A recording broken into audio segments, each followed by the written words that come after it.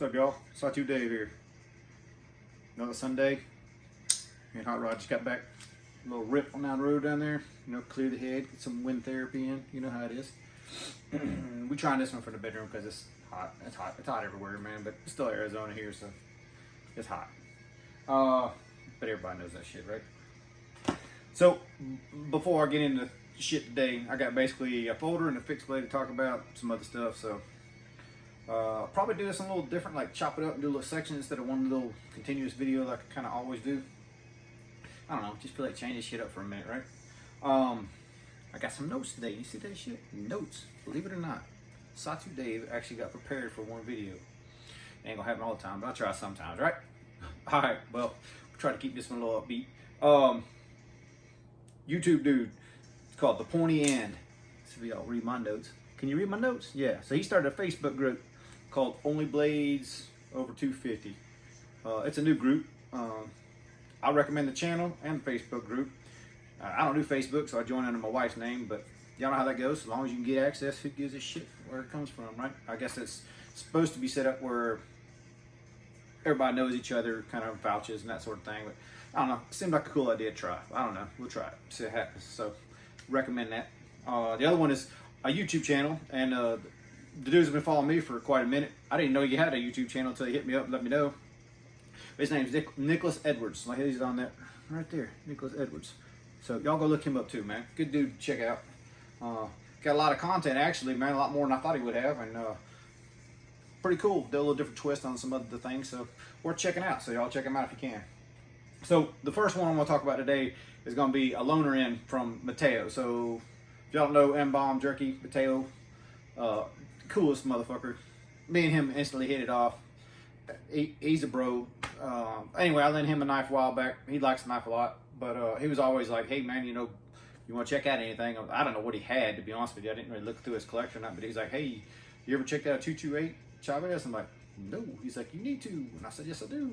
So 228. And you know what? Fuck it. Let's do this one in front of the camera too, like this. Why not? Well, did I want to do a sit down? Yeah, let me do it from a like close up kind of point of view. Okay, we'll reset up. We'll do this again. Hang on. All right, guys, we're back. So Mateo let me borrow his 228. I never had one of these before. Biggest thing about these things to me is right there, American made. Can y'all see that? Chavez, American made. So that's the biggest reason I've never picked up a Chavez. So when they first came out, you know, I was always intrigued by the design, overall design, but I've only handled one. That was cue balls. I believe this is a 229, and it has a G10 scale, but it wasn't a full tie. But I've never handled any of the American made ones. Always been intrigued by them, but I bid on one or try to get on a lottery for one for at Blade Show, but they, you know, so many people, I just didn't get the opportunity, but it was fun. But this, I didn't really get a chance to handle any of those American made ones. You know, they were all for what do you call it? Not auction, but I guess raffle, and then you get the, if you win the raffle, then you can buy it, kind of thing. You know what the fuck I'm talking about. And if you've never been to Blade Show, then go one. You'll see what I mean. So anyway, that's the biggest thing for me is most of his knives aren't made in America, and you know me, I'm all about the American made. As an American machinist, who's going to support the industry if you don't support it yourself? So, you know, for the people who constantly question me about that, that's the main reason for me, amongst others, but that's the main one. So for me, I've never handled the 228. It's a smaller knife than I anticipated it, and I don't know why. I just expected it to be a bigger knife. I guess the way everybody talks about how big a knife is and that sort of thing. But you know, like there's a TFF1H, and this is a normal knife for me. What I would call a normal knife. I know everybody else calls them large. That's normal for me. This is a little guy. I mean, you ain't losing much surface area as far as cutting ability, but as far as overall knife, this is a much smaller knife than this is, you know? So for me, I was really kind of taken back by the size of it. The pocket clip, I guess there's, in talking to Mateo, there's different generations. And I don't know, I'm learning all this stuff because I'm not one of those people that's like so into Chavez's stuff that I know everything about them. But like you could definitely tell with the pocket clip, you know, I think Lefty pointed it out in his video when the last time he did a Chavez video, is that they put the screws, there used to be blind hole tap from the back side of the screw, where the screws come from the inside of the scales up to the pocket clip, and it had, you know, all this was like one piece of metal without seeing the screws. I like it. The design wise looks so much better to me when it was blind. So these screws just kind of mess up the skull clip for me personally. Like, I liked it way better than it was before, but I think Mateo said this is a Gen 2, and I think he said there's 4 generations. Not 100% on that. Don't quote me on none of that stuff, but 4 generations. And I mean, I like the pocket clip for what it is. I even like how beefy and big it is. But you know, when you're getting ready to flick the knife, it kind of, you know, I don't know, it's just not the smoothest around the outside of it, and it could be a little smoother. A little nitpick, but no big deal. You know, I'm not really trying to review the knife, just trying to give you my quick thoughts on it, I guess, which is not really going to be quick, but you know, that's how I roll. The, I don't know, skull breaker, skull crusher, whatever you want to call that pointy thing at the end. It's definitely pointy. It would do the job. But for my size hands, I'm just going to reach over the camera and grab the knife, and you'll see exactly what I'm talking about. If I just, you know, this is a normal kind of grip, and this is choked up pretty much as I can, it's gone, dude. They ain't there. So you can see that for me, my palm's wider than the knife is, so I'd have to like choke up on the knife in order to even use it for attitude adjuster or whatever you want to call it, icebreaker, windshield breaker, whatever you want to call that. Like, it wouldn't really work for me. Like, it's a little bit small for my overall knife. It's small for me to have that, and I think I like design wise better when it's a little, it kind of flowed a little better. But you know, same thing with what I was saying, hand size wise. This point kind of here always kind of lands on my pinky somewheres, and I can squinch up, you know, get real tight on it, and cram my fingers together. But it's not, you wouldn't want to use a knife like long term wise like that, me personally anyhow. So a little bit issue with the skull breaker, whatever you want to call it. A little issue with the overall length of it. This forward choil is not really a forward choil for me at all. I don't think I could even get a finger close to in that. It's not really, it may be if you had small hands you could get in there, but my fingers ain't gonna get in there. And like the thumb studs and stuff, if you see the way they're designed, it's basically like a screwed with a, going through a standoff there, or however you want to call it. And so you would think that would be smooth, but I mean, the crown it is, but the way that the EDM sinker cut these Torx heads right there, it's kind of rough on your fingers, man. I ain't gonna lie. Like, after a while, it kind of gets on you. You can start feeling it pretty good in the thumb. It's not horrible, but you can feel it. Overall, like, this isn't the one that I would pick, I think, if I was going to get one.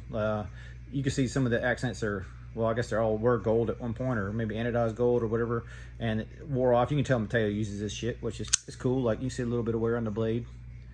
See if I can get in the right light. A little bit up in here. Keep hitting this backstop. See up in here, like, he uses it. It's good, man. I like to see a knife that's used, man. Personally, you know, if it was mine, I would probably sandblast all the gold off of it, smooth off the backs of this, and probably stone wash the whole thing a little bit, just to give it a little bit different look. But that's more my style, right? We all different when it comes to that. And you know, overall, like, I really got no major complaints with the knife.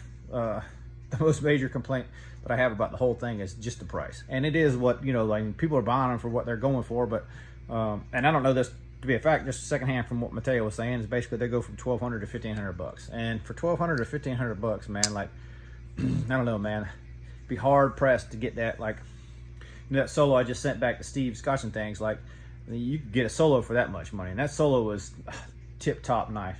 And then I just watched Dirk's video, and you can get a TJ Fisher for about the same amount of money, maybe even a little less, depending on what you want on it. So, like, you're talking about elites now, you know, and you get into the Fisher knives. Those kind of customs ain't, you know, you're gonna find little small flaws, and they're gonna be way more refined. This is basically a mid-tech or semi-custom or something like that. I think he was saying that Ramon Chavez actually grounds like 80% of the blades or something like that. I don't know what 80% that would be, but, or maybe they're 80% done when he gets them, he just finishes it or whatever. But it's a cool knife, man. Just for me, I don't know that I can spend the money to get one. I'd want one. I think the action is amazing. They're sick nice, but just little small details that ain't quite agreeing with me. If this knife was like the size of that TFF 1H, if it was like that size knife, yeah, then we're talking reasonable for me.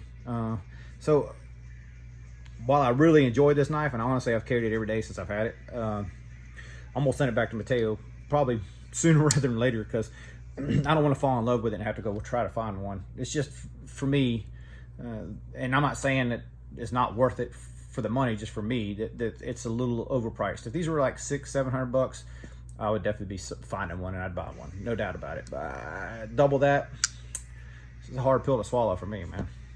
Cool ass knife. And Mateo, when you see this, if you see this, I'm sure you will. Badass, man. Appreciate you letting me borrow it. Really, dude. One of the better knives that I borrowed from people. I really appreciate seeing that. You probably saved me some money, actually, too. All right. Hang on. Let me set back up. All right. The next one is kind of more of a pickup on something that I normally wouldn't have probably got. Like, I wouldn't have sought out and got it, but I got it from Canon over at Steel Capital. If y'all haven't seen his videos, the Gauntlet videos, where he tests knives and stuff, cool thing to go check out. So on YouTube, Instagram, Steel Capital, go check him out. Worth seeing. So anyway, he gets knives and then he puts them through the paces, kind of sort of like what Scab does, and some other guys that test fixed blades and folders as well. Like I've seen him test out an Arius on his Gauntlet too. So he tests a lot of different knives, but this one came up this week, and this is the Tops Blackout Edition.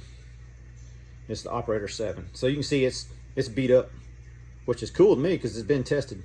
You put a little edge back on it, but you can see, I don't know if you can see right up in here, chipped a little bit right here and here. So I will end up sharpening it again myself, but that ain't a big deal. I think pretty much the way I always look at it is you always put the edge you want on your knives, right? So anyway, Operator 7, I thought it would be cool to check out. I love a recurve, man. If y'all didn't know, you know, like Satu's recurves, right? I love a recurve. Super thick guy too. This guy's stout. 1095. I don't have anything in 1095 at the moment, so I figured it'd be cool to add it to it. Check it out, see what's going on. I haven't really done much with the knife. I pretty much just got it yesterday evening, and I haven't had time to mess with it all day. But I'm gonna put an edge on this and finish putting the edge on that Puzon Wilderness buoy, and then take them out there and play with them a little bit. Might do it on video, might not. I don't know. But anyway, I don't know if this sheath came from Tops or not. I think it might have this Kydex part of it, but obviously it's got a dangler ring and loop set up for the knife, which I thought was cool as hell. Like, you know, instead of just having to always put it on you know, a rigid, what do you call those things, little snapping ones, I don't know what the fuck I'm talking about. Instead of putting on one of those, you can put it on dangler. I kind of prefer danglers, I guess, for most of the time. But having said that, Canon also sent this Mike Rhodes custom leather. And you can see this thing is very nice, very nicely made sheath for this thing. And I think it looks badass too for belt carry, you know, or whatever, you know, pack, whatever you want to call it, but strap and everything. Like, look at that. That's a sick little package, ain't it? So I'm kind of looking forward to that. And after he gets done with the Gauntlet, he discounts the knives pretty good. So I got this thing for a pretty good price. And with the sheath, and with the other sheath, like, man, hooked it up, Canon. Appreciate you, man. But this is a cool-ass sheath, right? And while I was talking about it, so the Puzon buoy, y'all know, I still got mine rigged up for sharpening because I ain't quite done with it. I got chips still working out of it. You can probably see the chips and stuff out of it. But, you know, I've showed y'all me with this a while back. And it comes with that Kydex with it too, and it's good Kydex, nothing wrong with that Kydex at all. But the man itself, Dave Puzon, runs that. Let's see if I turn it right. Positive Made Blade Design. So he made this sheath and he had it on. He posted it on Instagram. He said it was for sale. I was like, oh, dude, it's for sale? I gotta get it. So I haven't had a chance to actually use it yet. As you can see, it looks pretty much brand new the way the man itself made it. But you know, badass knife designer. I think overall, from what I've seen on Instagram, seems like a nice dude. I always see him training with his kids, MMA and stuff like that. So that's awesome thing, man. But anyway, I got that sheath for that Puzon buoy as well. So now I got a Kydex and a leather for both, you know, ready to go out there and test them out. So hang on, we'll go for conclusions. So I guess in conclusion, this is kind of a weird ass video for me, especially chopped up into segments and collective of my thoughts. And I don't know, it felt weird for me, man. So I don't know, I may do more like this, I may not. Y'all let me know what you think. All right, till then, y'all be cool. Later.